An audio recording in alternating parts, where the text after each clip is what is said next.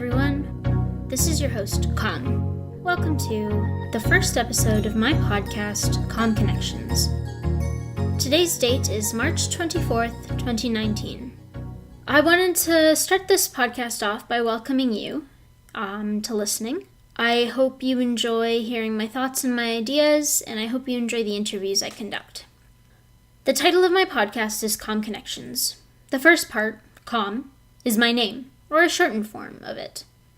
And the last part, Connections, is because I really want to explore connection through podcast format.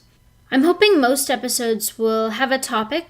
For the first few interviews I conducted, I asked my guest, what is something you can talk about for hours, or for at least 20 minutes? I feel like everyone has something to say about something, so this starting question has really helped me direct my follow-up questions. Some examples where I use this format is when I interview my friends about topics such as gratitude, power, and even Bollywood movies.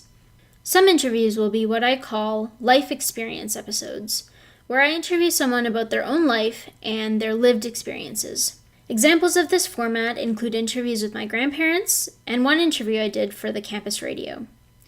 Another format is where it's just me chatting to you all. Topics include reality, mental health, and this episode, my intro episode. I wanted to start this podcast, firstly, because I wanted to explore my connections. Second, I wanted to have a timestamp, a documentation of my thoughts and ideas, and of the stories of those around me. I think everyone has something to say, and everyone has a story. I'm very interested in the stories that people have, and what constitutes reality for them. Another reason I wanted to start a podcast was because I wanted to become more confident in my ideas. I wanted to make my ideas concrete. I've always thought that when you have an idea in your head, it's not really that tangible or real. But when you put it out into the universe, like through writing or through talking to someone, they become tangible. These ideas become functional in the sense that you and others can interact with them.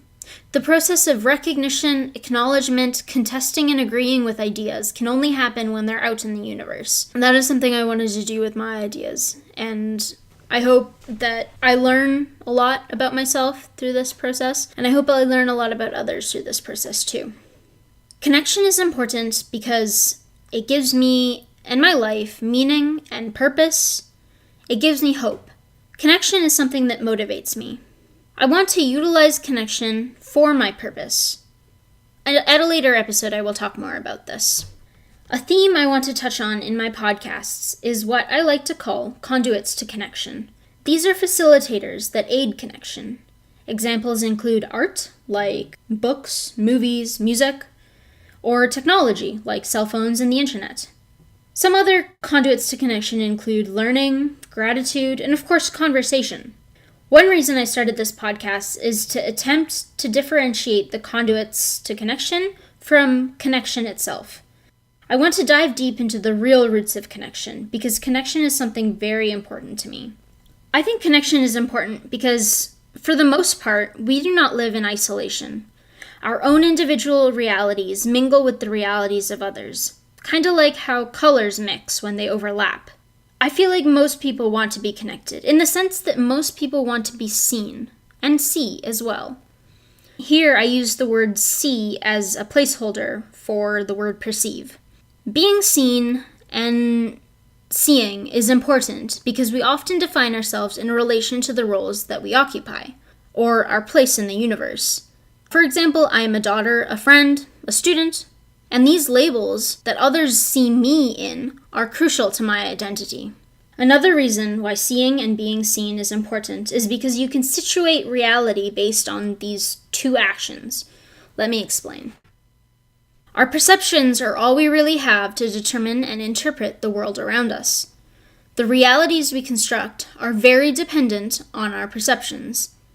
One way to check reality is to see and be seen. For example, if I see you, you are real to me. By constructing this reality, I am real too. This notion of my realness is only fortified by the fact that you see me. This is very, very important metaphysically. I will talk more about reality and being seen and perception in a future episode. I want to thank you for listening to the intro episode of this podcast, and I hope you tune into future episodes too. Feel free to contact me about anything I say in these podcasts. Comment, email, message me. I feel like everyone has something to say, so I would love to hear what you have to say about what I have to say. Thank you so much for listening to the opening episode of KaumConnections. It's your host, Kaum, sending you all good thoughts. I hope you tune in next time when I interview a very special friend. Thanks again for listening. Bye-bye.